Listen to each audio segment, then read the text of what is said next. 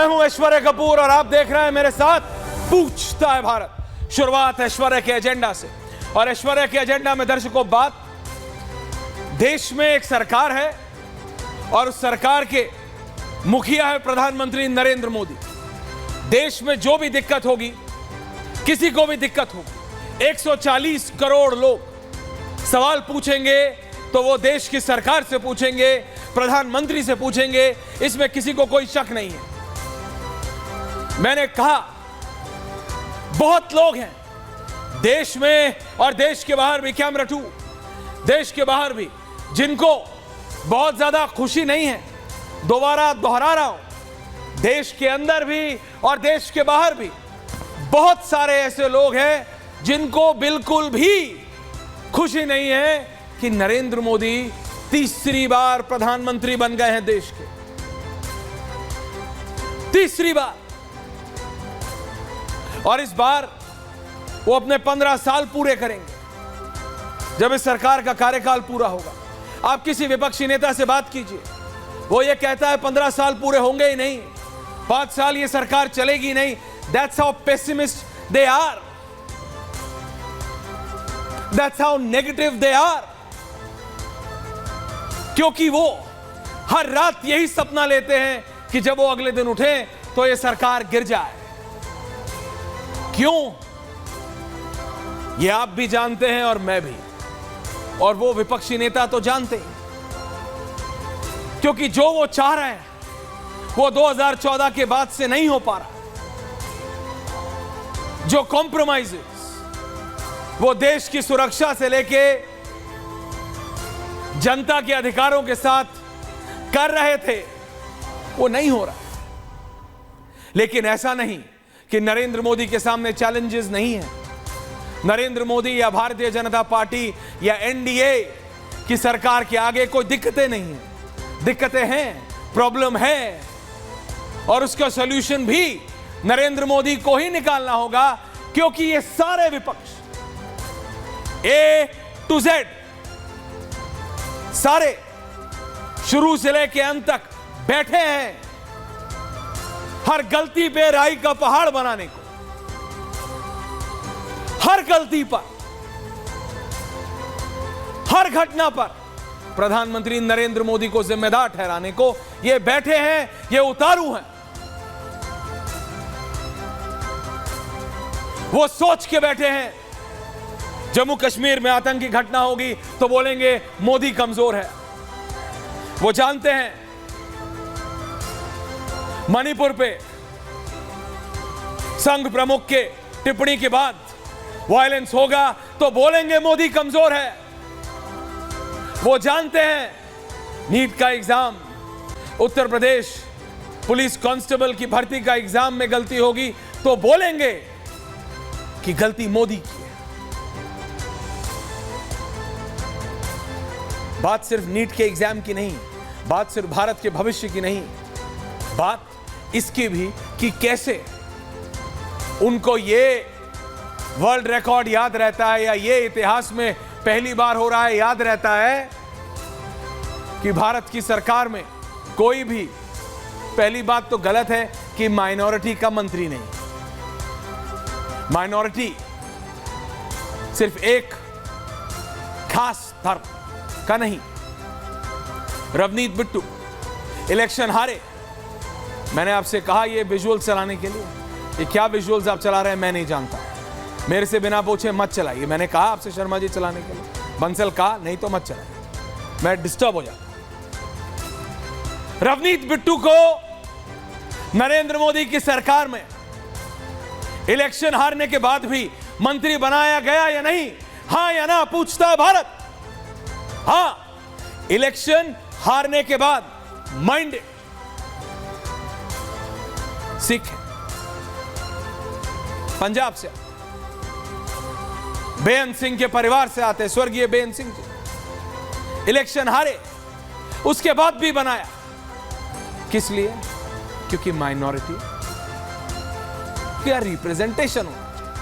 लेकिन कुछ लोगों के लिए माइनॉरिटी मतलब सिर्फ मुसलमान हो गया, और वो इस बात को हर प्लेटफॉर्म में देश में और देश के बाहर, हिंदुस्तान में और हिंदुस्तान के बाहर रख रहे हैं पुरजोर तरीके से कि यह पहली बार है कि भारत के इतिहास में कोई मुसलमान चेहरा मंत्री नहीं। उनको यह इतिहास याद है, लेकिन यह इतिहास वो भुला देते हैं कि पंडित जी के बाद, पंडित जवाहरलाल नेहरू के बाद दूसरे प्रधानमंत्री होंगे नरेंद्र मोदी, जो तीसरी बार प्रधानमंत्री बने।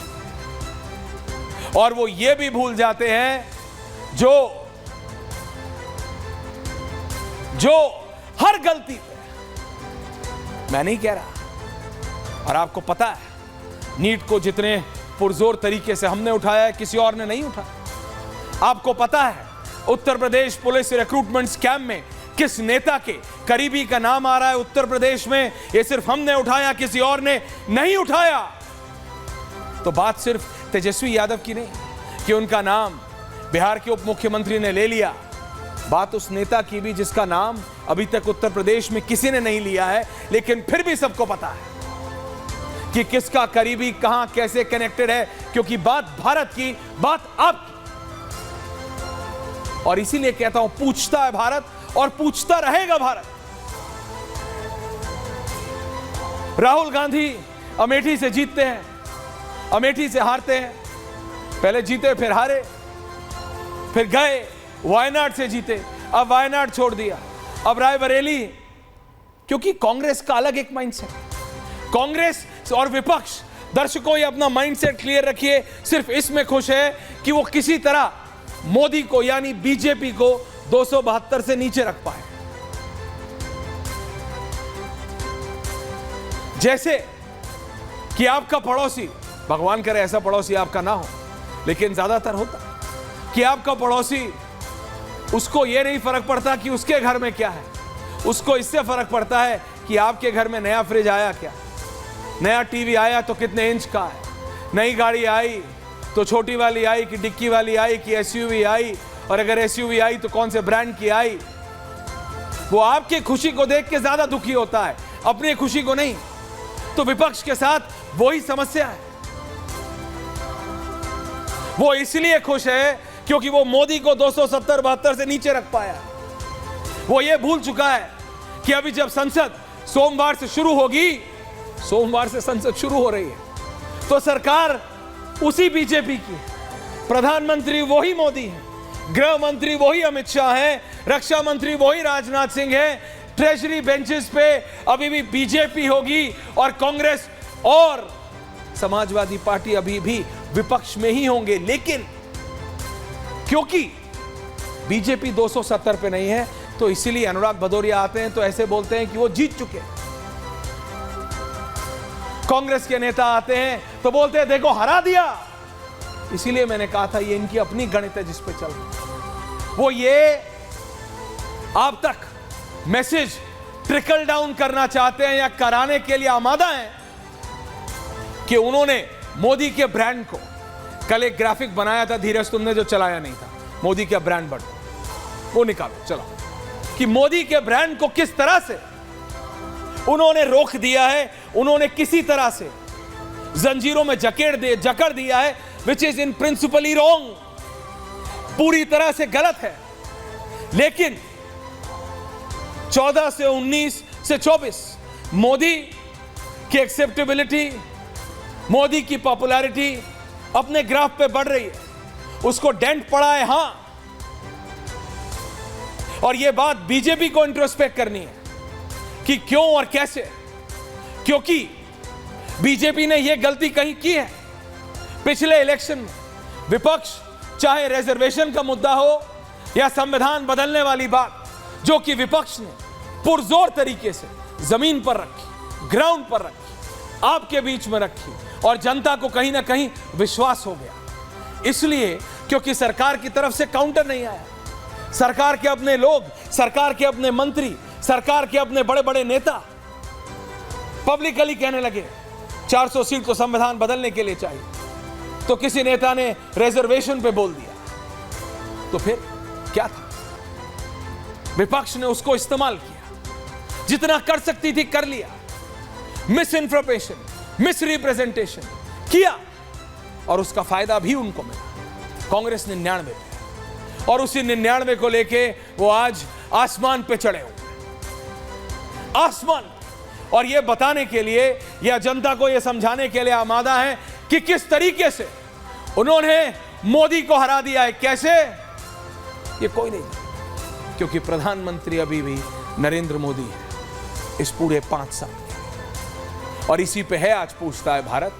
चाहे बात मुस्लिम रिप्रेजेंटेशन की हो, चाहे बात रिजर्वेशन की हो, चाहे बात संविधान बदलने की हो, ये वो सारी चीजें हैं जिसको विपक्ष इस्तेमाल कर रहा है, किसी को सही, किसी को गलत। तो कौन कितना घबराया हुआ है और कौन कितना संतुष्ट है अपने इसी रिजल्ट से, इसी पे है आज पूछता है भारत। भारतीय जनता पार्टी के राज्यसभा के सांसद सुधांशु त्रिवेदी जुड़ेंगे, विपक्ष के और नेता जुड़ेंगे, लेकिन पहले ये 30 सेकंड की report, only 30 second sharp, and then we have a very very strong debate.